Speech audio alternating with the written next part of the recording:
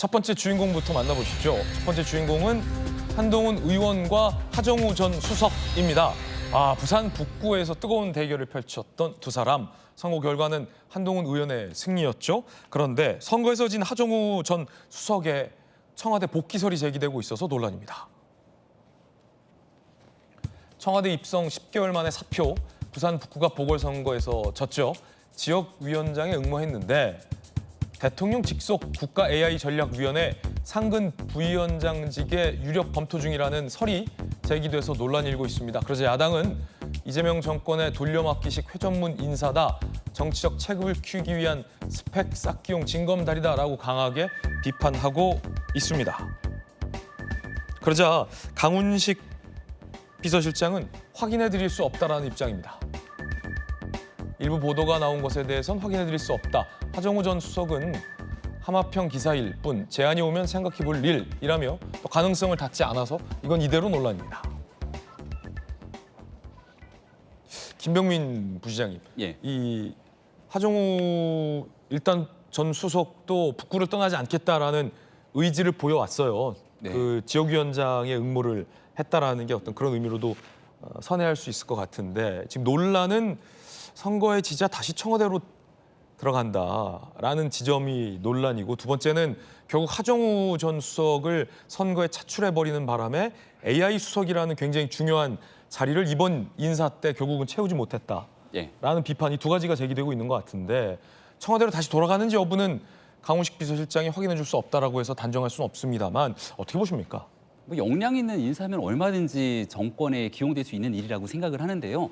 다만 이재명 정부가 꽤 부담스러울 것 같아요. 이번 지방선거에 민주당은 이겼다고 얘기하지 않습니까? 근데 이겼음에도 불구하고 마음이 좀 불편하다는 얘기를 해요. 두 가지가, 한 세 가지 정도가 있을 텐데, 하나는 서울시장 선거가 있을 거고, 하나는 평택 선거가 있을 거고, 하나는 부산 북갑 선거가 있지 않습니까? 근데 여기에 민주당의 패배 요인을 분석하면서 누가 거기에 사람들을 공천했는가에 대한 얘기가 나올 텐데, 그럴 때마다 빠지지 않고 나오는 게 뭡니까? 명픽. 이재명 대통령의 픽으로 사람을 내보냈는데 결과적으로 좋은 구도였음에도 불구하고 인물 경쟁력에서 떨어지는 상황이 이런 민주당의 굉장히 뼈아픈 결과를 가져왔다라고 지금 평가들이 나오면서 이게 민주당의 전당대회까지 이어지고 있는 거거든요. 예. 하정우 수석은 굉장히 이미지도 좋았고 상징적인 인물로 알려져 있었지만 부산에서 선거 캠페인을 하는 거를 보니까 이분이 AI 전문가가 맞을까? AI 전문가가 맞으면 맞는 과정에서 국민들의 민심을 충분히 들을 수 있는 사람인가?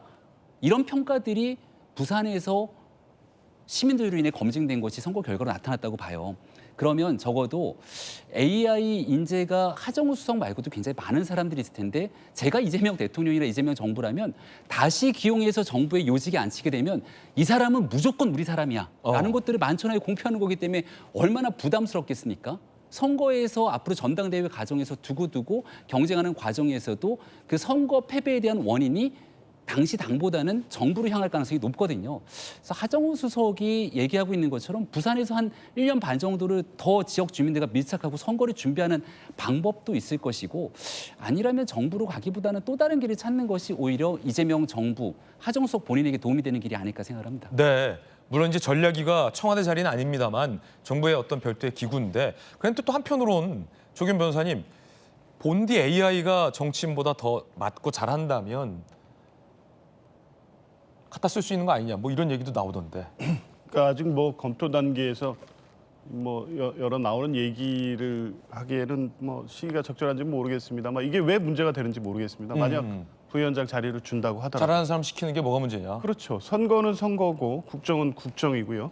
특히 AI 대전환기에 국가의 생존이 걸린 문제입니다. 네. AI 관련된 전문 뭐 인사들 꽤 계시지만 실제 국정 운영을 뒷받침할 만한 검증된 인사, 몇 안 되는 인사 중에 하나인 건 분명하죠.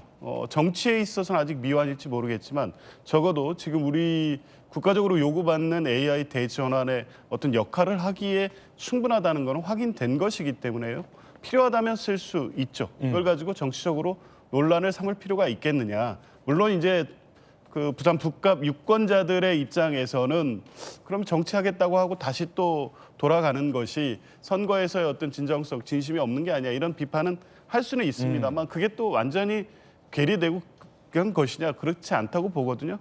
정부에서 일을 하고 또 국가의 중요한 역할을 하고 그 과정에서 다시 유권자들의 또 심판을 받는 기회를 얻을 수 있는 거죠. 이건 그냥 자연스럽게 보면 될 일이지 정치와 너무 결부시키지 말고 국가 운영에 또 AI 시대에 맞는 어떤 인재가 역할을 할 수 있도록 하는 것은 좀 필요하다. 그냥 그런 시각으로 보는 게 어떨까 싶습니다. 네. 그런가 하면 한동훈 의원이 요미우리 등과 인터뷰를 했습니다. 목표는 2030년 대선 승리다라고 밝혔습니다. 들어보시죠. 제가 승리했다는 것은 스윙 보터라고 할 수 있는 중도층의 지지를 받아왔다는 거밖에 해석할 수 없는 거 아니겠어요? 보수 정치가 총선에서 이기고 대선에서 이길 수 있는 필승 공식입니다. 그 공식을 제시했습니다. 그 반대로 가겠습니까? 그럼 장동영 노선으로 부산에 있는 의원들이 가려고 할까요?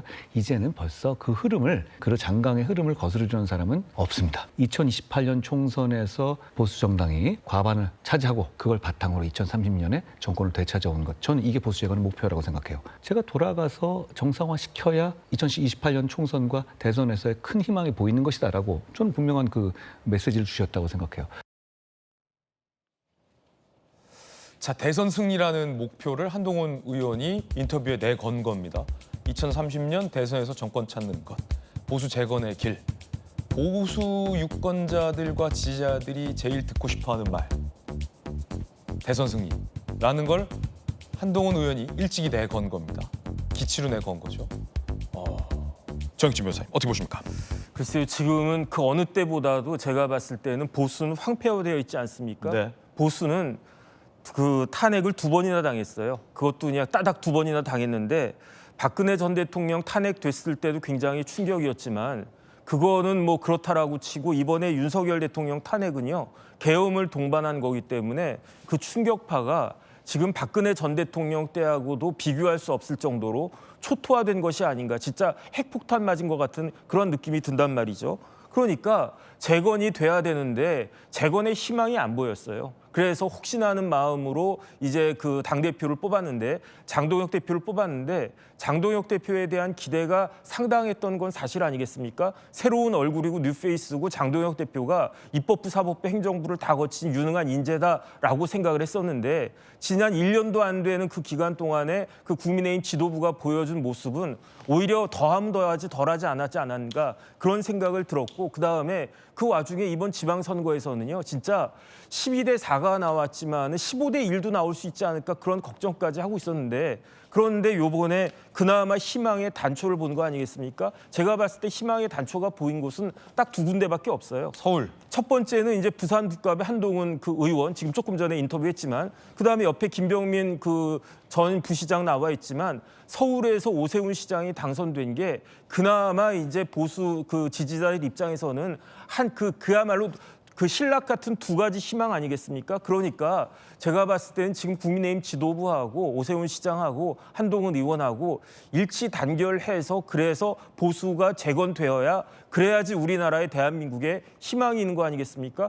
보수가 망한 나라에 어떻게 희망이 있을 수 있겠습니까? 이런 부분들에 대해서 한동훈 의원은 자신의 역할을 잘 생각하고 있는 것 같고 오세훈 시장과 그다음에 국민의힘 지도부도 잘 협력해가지고 보수 재건 지금 뭐 골든타임이라고 그랬는데 골든타임이라는 이야기는 시간이 많지 않다는 그런 이야기 아니겠습니까? 제가 봤을 땐 진짜 간절한 마음이 많은 사람들에게 있지 않을까 그런 생각 듭니다.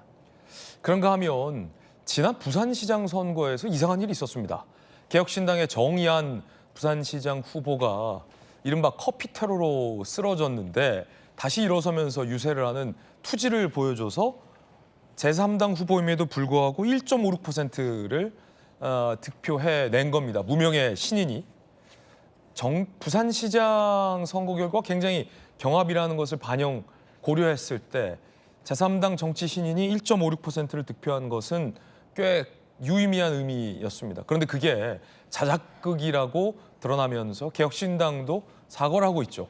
한동훈 의원이 과연 경찰이 정의안의 자작극을 언제 알았는지 그 시점이 중요하다라고 의혹을 제기했습니다. 들어보시죠.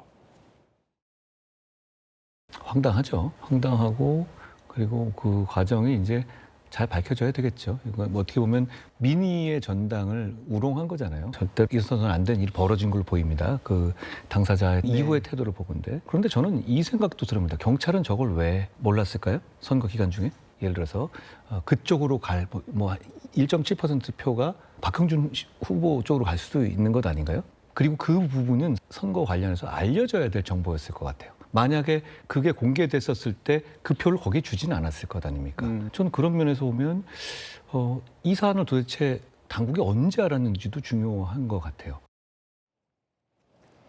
부산시장 선거 결과 보시죠. 전재수 부산시장 50.52%, 박형준 전 부산시장 47.90%, 한 2%포인트 정도 차이가 나요. 정의한 후보의 지지율을 박형준 후보가 다 받았다 하더라도 전재수 시장의 당선은 변함이 없습니다. 다만 이 정보가 이 자작극이라는 소식이 선거에 영향을 줄 수는 있다. 당국은 언제 알았냐라는 일종의 의혹 제기인데 조kim 변호사님 어떻게 보십니까?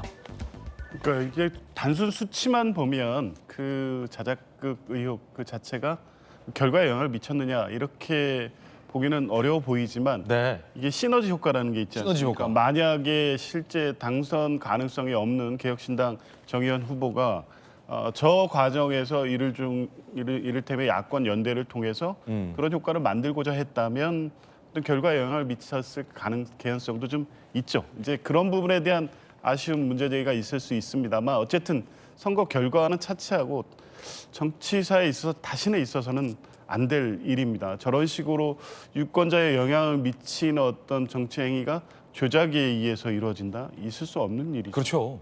그리고 그 과정에서 여러 가지 이제 불법이나 위법의 소지들도 드러나고 있기 때문에요. 이건 단순하게 선거에서 있을 수 있는 해프닝 정도의 문제가 아닙니다. 철저하게 수사해서 이런 방식으로 유권자의 눈을 속여서 몇 표라도 더 얻는 선거 운동이 허용돼서는 안 된다는 부분에 있어서 좀 철퇴를 내리는 어떤 그 책임을 지우는 과정이 있어야 될 것 같습니다. 네.